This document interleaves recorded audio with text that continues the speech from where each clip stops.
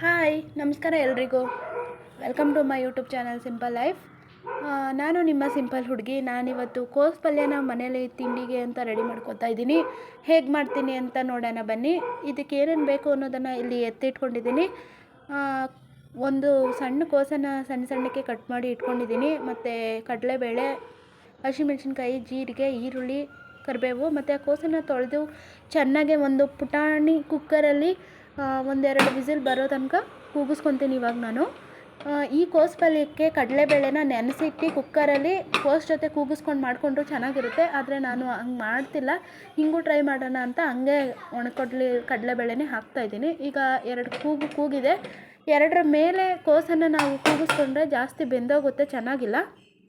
ಹಾಗಾಗಿ 2 ಕೂಗಿಸ್ಕೊಂಡ್ರೆ ಸಾಕು. 2 ಅಥವಾ 1 ತುಂಬ ಚೆನ್ನಾಗಾಗುತ್ತೆ. ಇದು ರಾಗಿ ರೊಟ್ಟಿಗಂತೂ ಸಖತ್ತಾಗಿರುತ್ತೆ. ನಾನಿಲ್ಲಿ ಚಪಾತಿಗೆ ರೆಡಿ ಮಾಡ್ಕೊತಾ ಇದ್ದೀನಿ. ಇದು ಬೆಂದ ನಂತರ ಕುಕ್ಕರ್ ವಿಸಿಲ್ ತೆಗೆದು ನಾವು ಒಂದು ಜಾರ್ ಒಳಗಡೆ ಹಾಕಿ ಎಲ್ಲ ನೀರು ಹೋಗೋ ಥರ ಸೋಸ್ಕೊಬೇಕು. ನೋಡಿ ಚೆನ್ನಾಗೆ ಬೆಂದಿದೆ. ಇದನ್ನು ಒಂದು ಜಾರ್ಗೆ ಹಾಕಿ ನೀರು ಹೋಗಲಿ ಅಂತ ನಾನು ಬಿಟ್ಟಿದ್ದೀನಿ. ಇವಾಗ ಪಕ್ಕದಲ್ಲಿ ಒಂದು ಬಾಣಲೆಲಿ ಒಗ್ಗರಣೆಗೆ ರೆಡಿ ಮಾಡ್ಕೊತಾ ಇದ್ದೀನಿ.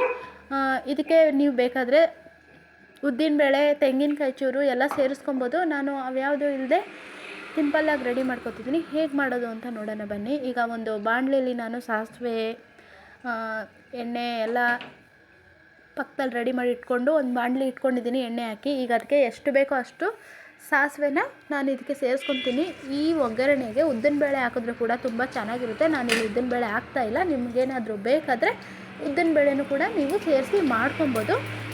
ಸಾಸಿವೆ ಸಿಡೀಲಿ ಅಂತ ಸ್ವಲ್ಪ ಹೊತ್ತು ಬಿಟ್ಟಿದ್ದೀನಿ. ಸಾಸಿವೆ ಸಿಡಿದಷ್ಟು ಯಾವುದೇ ಅಡುಗೆ ಪದಾರ್ಥ ಚೆನ್ನಾಗಾಗುತ್ತೆ. ಇಲ್ಲ ಅಂದರೆ ಸಾಸಿವೆ ಬಾಯಿಗೆ ಸಿಕ್ಕಿದಾಗ ಸಾಸಿವೆ ಸಿಡಿಲಿಲ್ಲ ಅಂದರೆ ಕಹಿ ಥರ ಆಗುತ್ತೆ. ಹಾಗಾಗಿ ಸಾಸಿವೆ ಸಿಡಿದ ನಂತರ ಮುಂದಿನ ಪದಾರ್ಥಗಳನ್ನು ಎಣ್ಣೆಲಿ ಸೇರ್ಸೋಕೆ ನಾನು ಸಾಸಿವೆ ಸಿಡಿದ ನಂತರ ಜೀರಿಗೆ ಮತ್ತು ಕಡಲೆಬೇಳೆನ ಇಲ್ಲಿ ಎಣ್ಣೆಗೆ ಸೇರಿಸ್ಕೊತಾ ಇದ್ದೀನಿ. ಇದ್ರ ಜೊತೆಗೆ 4 ಹಸಿಮೆಣಸಿನ್ಕಾಯಿ ಕಟ್ ಮಾಡಿ ಇಟ್ಕೊಂಡಿದ್ದೆ, ಅದನ್ನು ಕೂಡ ನಾನು ಎಣ್ಣೆಲಿ ಸೇರಿಸ್ಕೊತಾ ಇದ್ದೀನಿ. ಈಗ ಎಣ್ಣೆಲಿ ಹಸಿಮೆಣಸಿನ್ಕಾಯಿ ಸ್ವಲ್ಪ ಖಾರ ಬಿಡೋ ತನಕ ಬಿಡಬೇಕು. ಎಣ್ಣೆಲಿ ಚೆನ್ನಾಗಿ ಬೆಂದಷ್ಟು ಖಾರ ಬಿಟ್ಕೊಳ್ಳುತ್ತೆ. ಬಾಯಿಗೆ ಸಿಕ್ಕಿದಾಗೂ ಕೂಡ ಹಸಿಮೆಣಸಿನ್ಕಾಯಿ ಖಾರ ಅನಿಸಲ್ಲ. ಅದಕ್ಕೆ ಎಣ್ಣೆಲಿ ಚೆನ್ನಾಗಿ ಬೇಯಿಸ್ಕೊಬೇಕು. ಹಾಗೆ 2 ಈರುಳ್ಳಿನ ನಾನು ಸಣ್ಣದಾಗಿ ಏನು ಹಚ್ಚಿಟ್ಕೊಂಡಿದ್ದೆ ಅದನ್ನು ಕೂಡ ಒಗ್ಗರಣೆಗೆ ಈಗ ನಾನು ಸೇರಿಸ್ಕೊತಿದ್ದೀನಿ. ಒಂದು 5 ನಿಮಿಷ ಎಣ್ಣೆಲಿ ಚೆನ್ನಾಗಿ ಬಾಡಕ್ಕೆ ಬಿಡಬೇಕು. ಈರುಳ್ಳಿ ಬೆಂದಷ್ಟು ಅಡುಗೆ ಬೇಗ ಕೆಡಲ್ಲ. ಅರ್ಧಂಬರ್ಧ ಬೆಂದರೆ ಅಡುಗೆ ಬೇಗ ಕೆಟ್ಟೋಗುತ್ತೆ. ಹಾಗಾಗಿ ಈರುಳ್ಳಿನೂ ಕೂಡ ನಾವು ಚೆನ್ನಾಗಿ ಬೇಯಿಸ್ಕೊಬೇಕು. ಯಾವುದೇ ಪದಾರ್ಥ ಆದರೂ ಅರ್ಧಂಬರ್ಧ ಬೇಯಿಸ್ಕೊಬಾರ್ದು. ಚೆನ್ನಾಗಿ ಬೆಂದಷ್ಟು ಅದಕ್ಕೆ ರುಚಿ ಜಾಸ್ತಿ ಮತ್ತು ಬೇಗ ಹಾಳಾಗಲ್ಲ ಅಡುಗೆ. ನೋಡಿ ಈಗ ಇಷ್ಟು ಚೆನ್ನಾಗಿ ಬೆಂದಿದೆ ಈರುಳ್ಳಿ. ಇದಕ್ಕೆ ನಾನು ಸ್ವಲ್ಪ ಅರಿಶಿನ ಮತ್ತು ಉಪ್ಪನ್ನು ಆ್ಯಡ್ ಮಾಡ್ಕೊತೀನಿ. ಅರಿಶಿನ ಯೂಸ್ ಮಾಡದೇ ಇರೋರು ಇರ್ತಾರೆ. ನಾನು ಇಲ್ಲಿ ಸ್ವಲ್ಪ ಅರಿಶಿನ ಹಾಕ್ಕೊತಿದ್ದೀನಿ. ನಿಮಗೆ ಬೇಕು ಅಂದರೆ ಅರಿಶಿನ ನೀವು ಹಾಕ್ಕೊಳ್ಳಿ, ಇಲ್ಲಾಂದರೆ ಬೇಡ.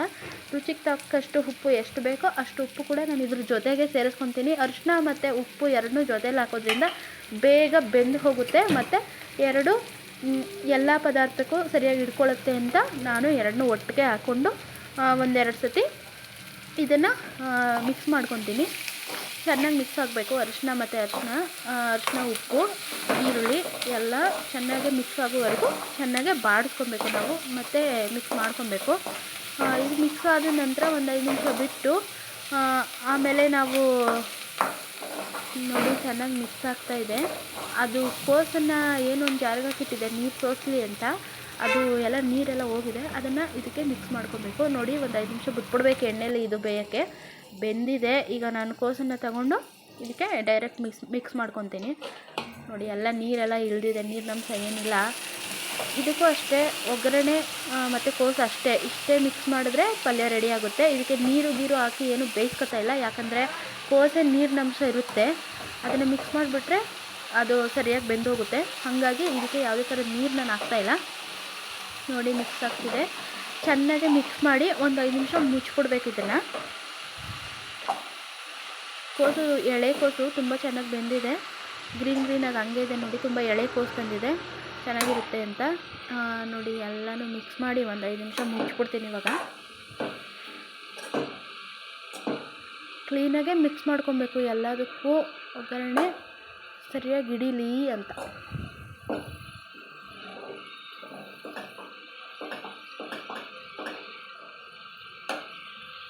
ಇವಾಗ ಒಂದು 5 ನಿಮಿಷ ಹಾಗೆ ಮುಚ್ಚಿಬಿಟ್ಟು ಲೋ ಫ್ಲೇಮಲ್ಲಿ ಬಿಡೋಣ. ಎಲ್ಲ ಮಿಕ್ಸ್ ಆಗಿದೆ ನೀಟಾಗಿ. ಈಗ ಮುಚ್ಚಿಬಿಡೋಣ ಒಂದು 5 ನಿಮಿಷ.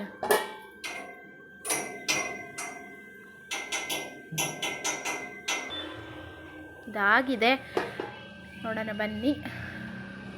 ಕ್ಲೀನಾಗಿ ಬೆಂದಿದೆ, ಮಿಕ್ಸ್ ಮಾಡ್ಕೊಳ್ಳೋಣ. ನೋಡಿ ಇಷ್ಟು ಬೆಂದಿದ್ರೆ ಸಾಕು.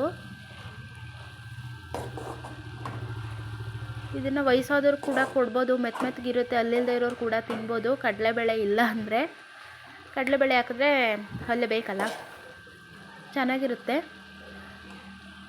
ನೋಡಿ ಈಗ ಇದಾಗಿದೆ.